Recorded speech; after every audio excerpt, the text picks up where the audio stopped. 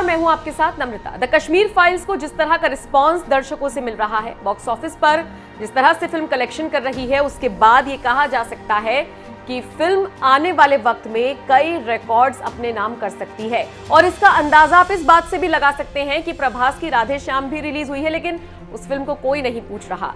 हर किसी के जहन में एक ही चर्चा है, एक ही सवाल है कि कश्मीर फाइल्स को कैसे देखें, क्योंकि दूसरी तरफ लोगों को दिक्कतें इसके टिकट मिलने पर भी हो रही हैं। सोचिए, जहां पर पहले इस फिल्म को स्क्रीन्स नहीं मिल रही थी, वहां पर आलम अब ये हो गया है कि लोगों को टिकट पहले से बुक करने पड़ रही हैं क्योंकि उनको सीट नहीं मिल रही है। और शायद यही वजह है कि कश्मीर फाइल्स का बॉक्स ऑफिस कलेक्शन लगातार बढ़ता जा रहा है। और इन सब चीजों को देखते हुए जिस सब्जेक्ट पर यह फिल्म बनी है, उसको प्रमोट करने के लिए कई राज्य की सरकारें आगे आई हैं और फिल्म को टैक्स फ्री कर दिया है। जैसे कि हरियाणा में इस फिल्म को टैक्स फ्री कर दिया गया है। खुद मनोहर लाल खट्टर ने इस फिल्म को देखा, हरियाणा के सीएम ने फिल्म की तारीफ की और उस दौरान खबर आई कि हरियाणा में इसको टैक्स फ्री कर दिया गया है। उसके बाद गुजरात में भी फिल्म को टैक्स फ्री कर दिया गया है। इसके बाद मध्य प्रदेश से ऐसी ही खबर सामने आई और उसके बाद यह कहा जाने लगा कि उत्तर प्रदेश में इसको कब टैक्स फ्री किया जाएगा, इसको लेकर सवाल उठने लगे थे। और लीजिए, ये खबर भी सामने आ गई है। उत्तर प्रदेश में फिल्म को टैक्स फ्री कर दिया गया है और यही वजह है कि यहां पर इस फिल्म को देखने वालों की तादाद अब और ज्यादा बढ़ गई है। आपको बताते चले, विवेक अग्निहोत्री ने इस फिल्म का डायरेक्शन किया है। पल्लवी जोशी, अनुपम खेर, मिथुन चक्रवर्ती, पुनीत इस्सर, दर्शन कुमार जैसे स्टार से सजी ये फिल्म है, जिसमें 90 के दशक में कश्मीरी पंडितों के साथ क्या कुछ हुआ, कैसे नरसंहार हुआ, कैसे उनका पलायन कराया गया, कैसे उनके साथ बर्बरता बढ़ती गई, ये सारी चीजें इस फिल्म में दिखाई गई हैं। यही वजह है कि जो भी इस फिल्म को देखकर बाहर निकल रहा है, उसकी आंखें नम हुई जा रही है। बहरहाल उत्तर प्रदेश के लोगों के लिए भी ये बड़ी खबर सामने आई है कि फिल्म को टैक्स फ्री कर दिया गया है। और इसके साथ साथ आपको बताते चले कि फिल्म लगातार अच्छा कलेक्शन कर रही है, जिसने विवेक अग्निहोत्री समेत फिल्म की बाकी टीम के चेहरों को खिला दिया है। वैसे आपको बता दें, ये फिल्म उस टाइम विवादों में आ गई थी जब विवेक अग्निहोत्री ने बड़ा आरोप कपिल शर्मा पर लगा दिया था और कह दिया था कि उन्होंने उनकी फिल्म को प्रमोट करने से सिर्फ इसलिए मना कर दिया क्योंकि उनकी फिल्म में कोई बड़ा स्टार नहीं था। उसके बाद से ही कपिल शर्मा लगातार ट्रोल हो रहे हैं। उससे भी ज्यादा कपिल शर्मा की आलोचना तब हुई जब विवेक अग्निहोत्री समेत द कश्मीर फाइल्स की पूरी टीम ने प्रधानमंत्री मोदी से मुलाकात की। लोगों ने सोशल मीडिया पर कहना शुरू कर दिया कि कपिल, तुम्हारे प्रमोशन की मोहताज नहीं है ये फिल्म, इसको सबसे बड़ा प्रमोशन मिल गया है। बताते चले, देश के प्रधानमंत्री मोदी ने भी फिल्म की तारीफ की है। बहरहाल कश्मीर फाइल्स अगर आपने देख ली है तो बताइए आपको कैसी लगी। अगर नहीं देखी है तो हम सजेशन यही देंगे कि आप जरूर देखिए, क्योंकि पता होना चाहिए कश्मीरी पंडितों के साथ क्या कुछ हुआ था। और जो कोई भी इस फिल्म को देखकर बाहर निकल रहा है, उसकी आंखें नम हुई जा रही हैं, फिल्म की तारीफ हो रही है, इसलिए ये फिल्म आपको देखनी चाहिए। बहरहाल उत्तर प्रदेश में ये जो फिल्म को टैक्स फ्री करने का फैसला लिया गया है, इसको लेकर आप क्या राय रखते हैं? कमेंट बॉक्स में अपनी राय जरूर। आजकल बहुत सारे मूवीज ऐसे जो कुछ सिर्फ नाम की लिए, लेकिन ये ऐसी मूवी है ना कि रोमते खड़े हो जाएंगे ये मूवी देख के किसी के भी। मैं तो एक ही चीज़ कहना चाहूँगा, जो जिसने भी आज तक कभी उतना सोचा समझा नहीं होगा, उससे भी काफ़ी खतरनाक कहानी थी। ये फिल्म ना सबको देखना चाहिए। जो एक्चुअली इसमें मीडिया में जो चीज़ें उस समय के टाइम पे छपाई गई थी, उस समय के कश्मीरी पंडितों के साथ में जो गलत हुआ था, ये देखना, ये फिल्म देख के बहुत सारी सच्चाइयाँ पता लगती। बिल्कुल, अब बहुत सारे स्टार कास्ट हैं। नहीं, एक्टिंग तो बहुत अच्छी थी, एक्टिंग, स्क्रीन प्ले, डायरेक्शन बहुत अच्छा था। विवेक जी ने बहुत अच्छा डायरेक्शन किया है। एक्चुअली फिल्म पहली एक ऐसी फिल्म है जिसको आप देख सकते हो और जो बहुत अच्छा एक पूरा एक तरह से एक सब्जेक्ट जो था, मतलब एक कश्मीरी पंडितों का जो दुख था, उस दुख को जो दिखाया गया है। आज तक एक शिकारा फिल्म आई थी विधु विनोद चोपड़ा की, वो एक तरह से डब्बा फिल्म है। इसके आगे डब्बा भी नहीं बोल सकते, ढक्कन बोल सकते हो। फिल्म बहुत अच्छी थी और मुझे लगता है कि ये सभी को देखनी चाहिए। ये मतलब जो इतिहास हमें पता ही नहीं है और जो दिखाते हैं वही दिखेगा। अब ये चीज़ जानने का मौका हमें कैसे मिलेगा?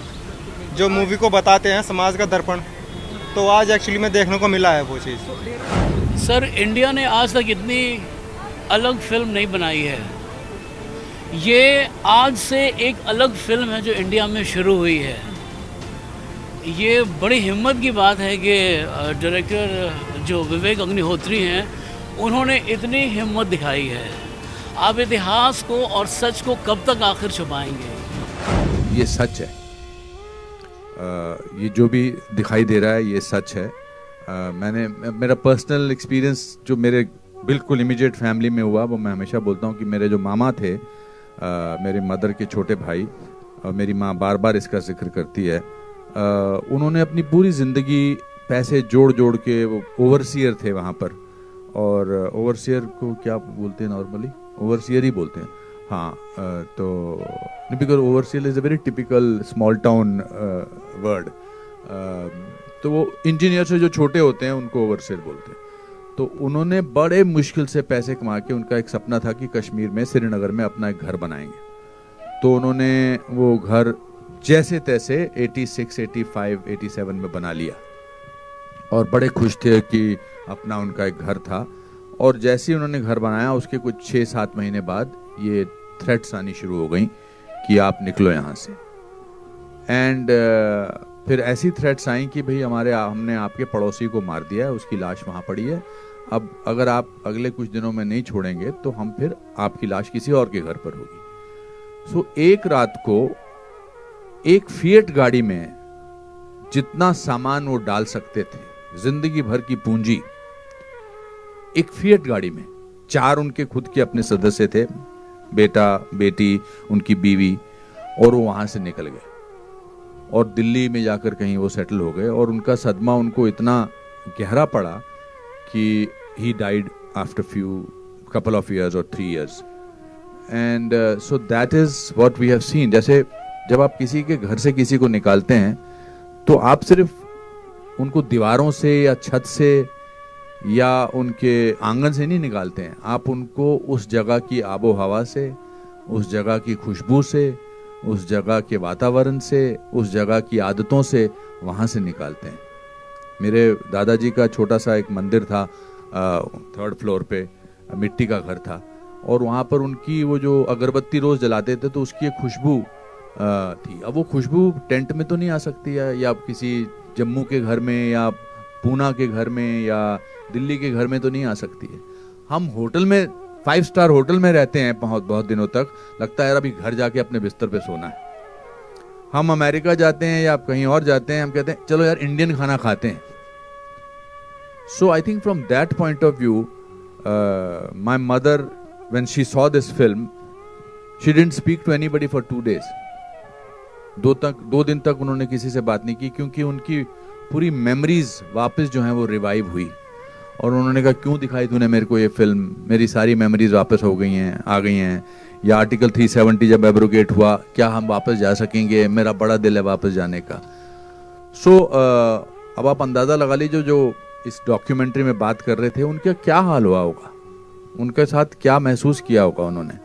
So from that point of view it's, आप बार बार काफ़ी लोग बोल रहे हैं आंखें नम है, आई थिंक इसका सदमा जो है ना, इसकी तकलीफ जो है वो आत्मा तक गई है। कश्मीर में आज आप जाओ, मुझे याद है जब बचपन में मैं जाता था तो निशाद गार्डन जाते थे, शालीमार जाते थे, पिकनिक पे जाते थे, तुलमुल खीर भवानी टेम्पल जाते थे, वहाँ की नदियों में घूमते थे, हंदवारा, सोपोर, ये सब जगहें हैं वहाँ की। अब कश्मीर की आत्मा जो है वो घायल है। अब वहाँ बार्ब्ड वायर्स नज़र आती हैं, सुनसान इलाका है, कुछ अजीब सा वातावरण है। So this film will not only revive those memories for millions of people, पर शायद कुछ लोगों के घाव भी भरेंगे। And we are all guilty of not talking about it for 32 years.